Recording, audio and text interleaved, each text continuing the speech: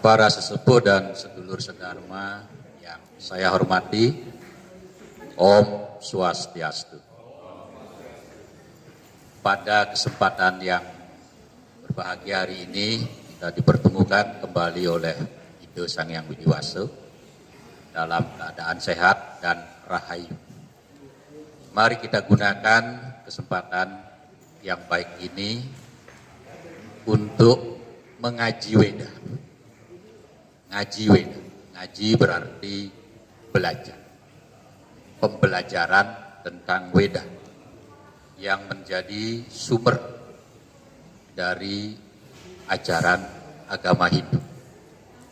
Sedulur sedharma, pada kesempatan ini saya akan mengajak kita semua untuk merenungkan satu aspek luhur ajaran agama Hindu, yaitu ahimsa dalam praktek kehidupan. Nah, banyak yang bertanya kepada saya bahwa ada gerakan-gerakan, entah itu yang bersifat pasif atau aktif, dalam pengertian sengaja dilakukan, atau sesuatu yang lumrah saja, yang dikaitkan dengan himsa atau ahimsa. Menyembelih, membunuh, menyinggung perasaan orang, ini selalu kita temukan dalam praktek pergaulan hidup kita sehari-hari. Nah, kata ahimsa sudah kita maklum semua. Berasal dari kata a, itu tidak, tanpa atau non. Ya.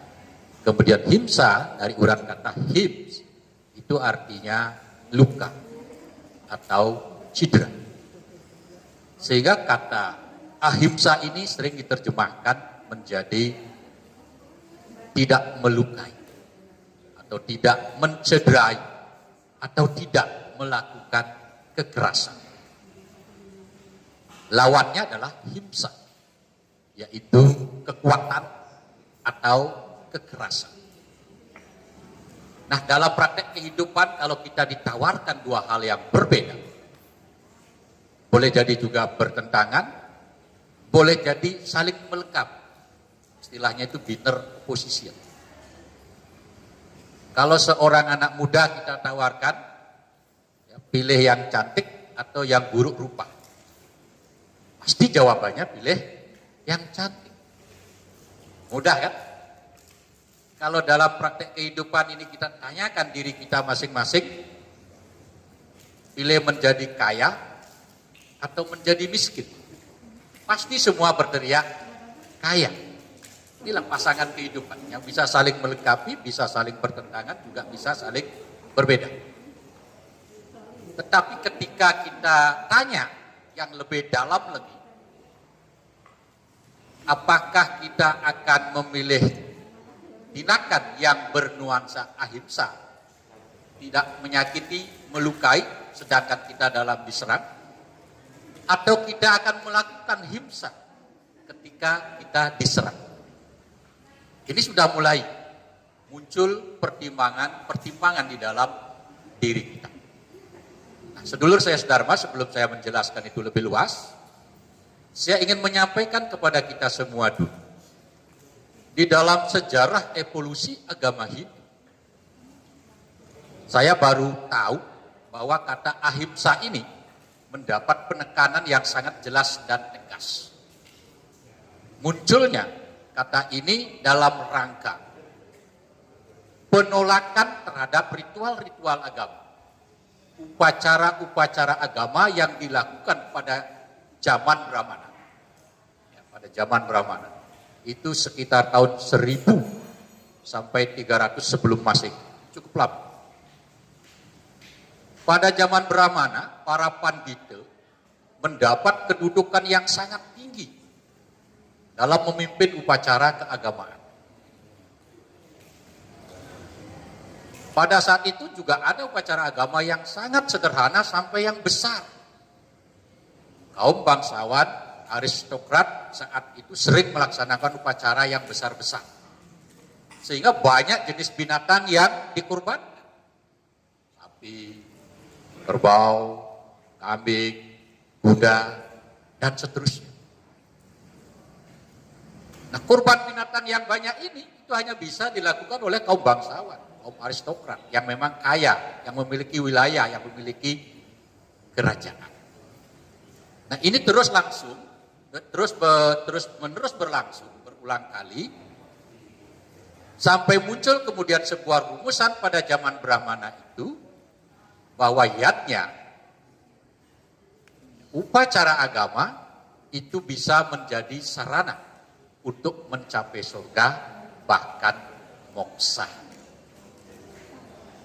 Nah, lamanya berlangsung proses upacara agama ini, kemudian ada beberapa orang, sebagian dari pemuja, dari penganut ajaran Brahmana saat itu yang kemudian melakukan renungan-renungan. Apa iya, gitu ya? Apa iya dengan mengorbankan binatang, membunuhnya, menyembelihnya, menyakitinya, ya, kemudian bisa mengantarkan ke surga, bahkan ke moksa.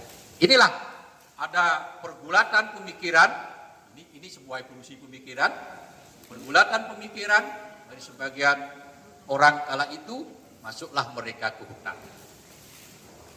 Ya, masuk mereka ke hutan.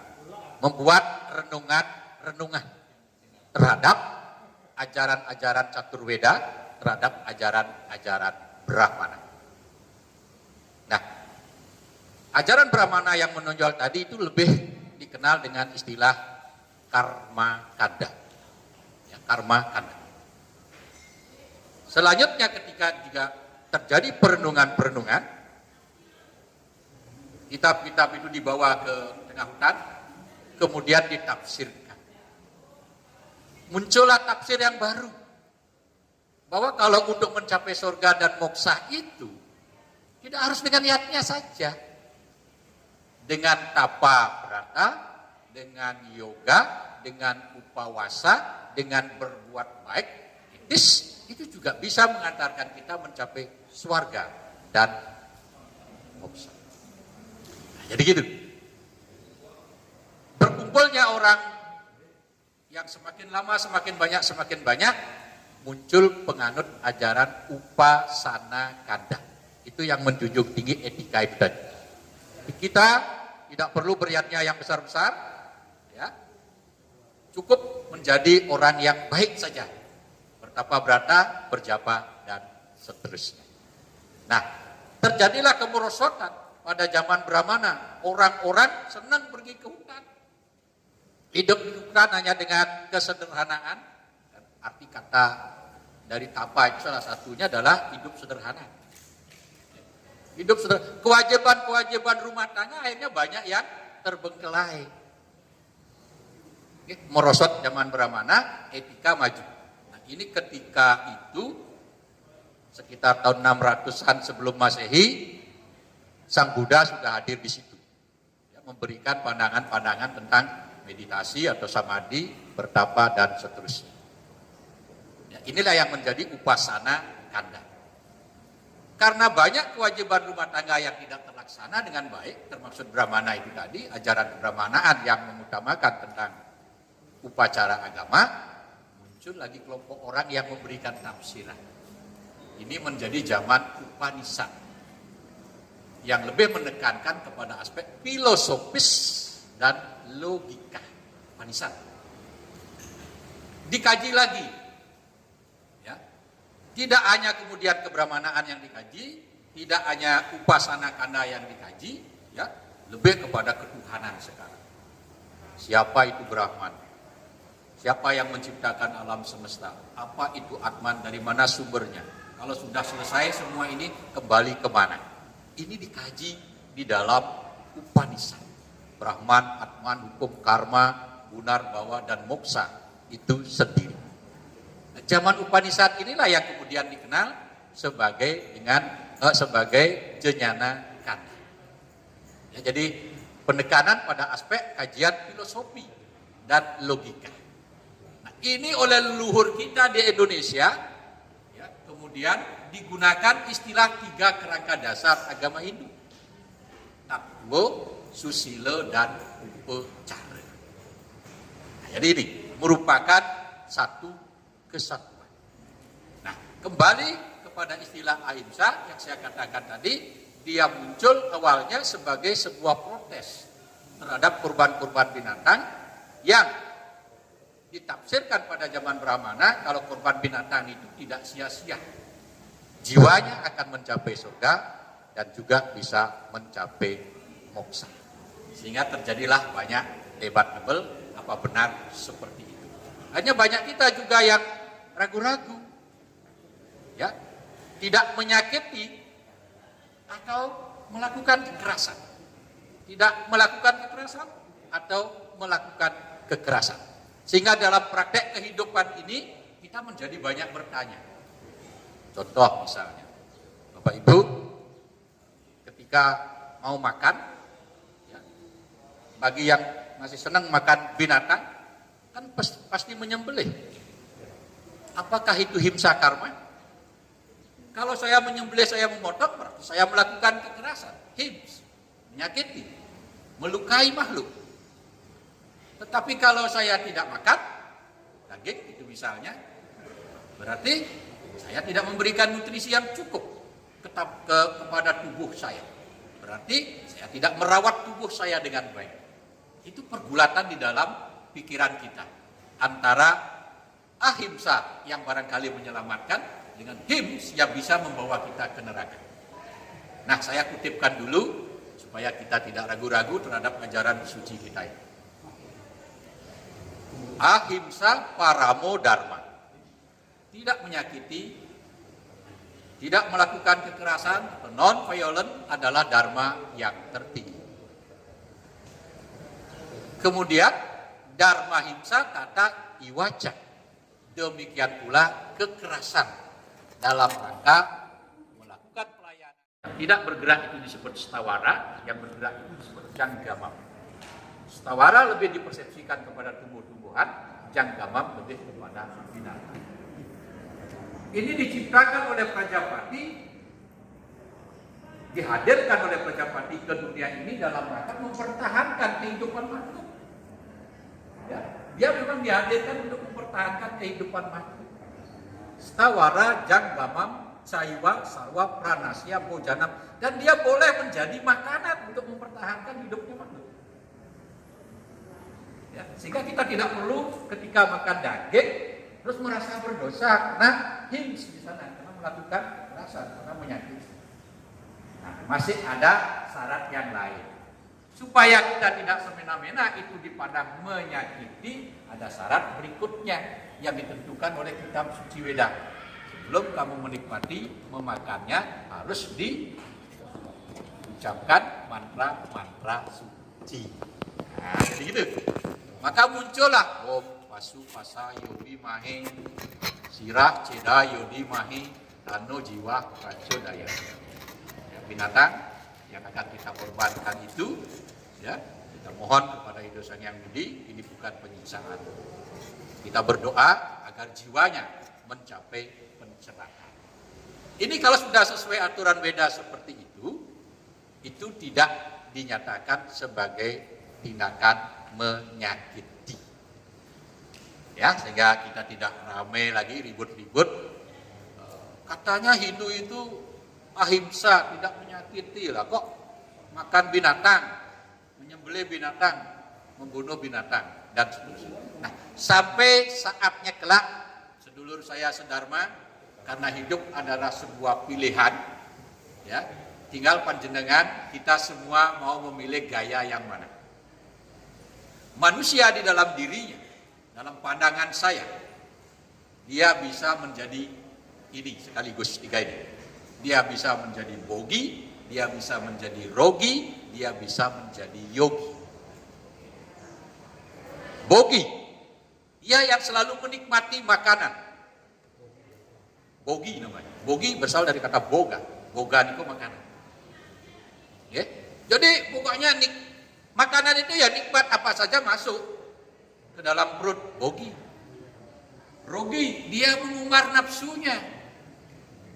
Hawa nafsunya tidak terkendali. Rogi, seksual, minuman keras, begadang dan lain sebagainya. Rogi, menceki kalau bahasa Bali kan gitu ya. Nah, kemudian yogi sudah mulai ada pertimbangan-pertimbangan kebijaksanaan. Nah, inilah evolusi kesadaran kita. Kalau kita memang sudah tua, daging tidak cocok, ya jangan menempatkan bogi di situ. Jangan memberikan dorongan lebih banyak kepada sifat bogi.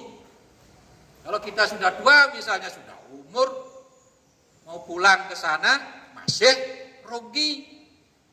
Sudah mau pensiun, kawin lagi. Kan gitu. Kan? Ini yang pensiun kan banyak di depan saya. Sudah mau itu rogi. Ya? Nah, sebagai yogi diri kita pertimbangkan. Kapan saya pas makan daging, kapan saya pas menyalurkan nafsu saya. Nah, panjenengan atau kita semua mau mengedepankan yang mana? Baru kita bisa menempatkan ahimsa dan himsa secara benar. Oke, jadi yang berikut kontradiksi sudah saya jelaskan. Kalau itu sesuai dengan Pustaka Suci Weda, kita menyembelih, ada mantra di dalamnya, apalagi untuk tujuan yatnya. Dewa yatnya, Dewa pujo, Mitra pujo, untuk persembahan kepada leluhur dan untuk persembahan kepada para tamu. Intinya tidak untuk kepentingan hawa nafsu, ego, yang keakuan diri kita. Itu tidak dipandang sebagai himsa karma. Itu masuk dia ahimsa. Inilah himsa menjadi ahimsa. Itu yang pertama. Kemudian yang kedua, saya juga pernah mendengar dan teman mendiskusikan pada saya, ada tuduhan bahwa Hindu ini mengajarkan umatnya untuk berperang. Berperang itu kan kekerasan juga. Barangkali dia pernah membaca ayat suci di dalam Bhagavad Gita, atau paling tidak mendengar, wahai Arjuna, bangkitlah, bertempurlah, berperanglah.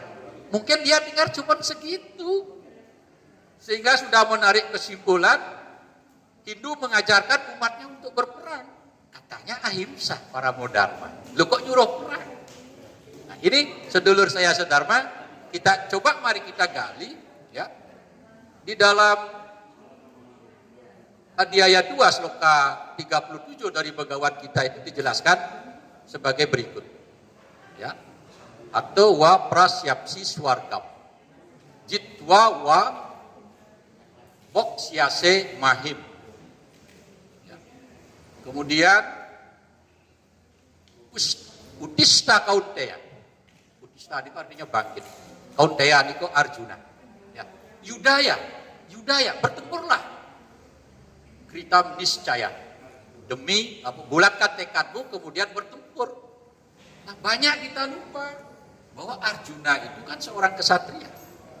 Kalau dia tidak bertempur, dia akan ingkar kepada kewajibannya. Nah, ini yang dijelaskan oleh Avatar Krishna kepada dia. Sesungguhnya Krishna tidak sedang menyuruh dia berperang, Krishna sedang menyadarkan, hai kamu Arjuna, kamu itu kesatria, kewajiban seorang kesatria adalah berperang. Semahim, kamu akan menikmati kekuasaan nikmatnya dunia di sini. Itu yang dijelaskan kepada Sri Krishna, bahwa sebagai kesatria kamu memiliki kewajiban sosial. Maka berperanglah.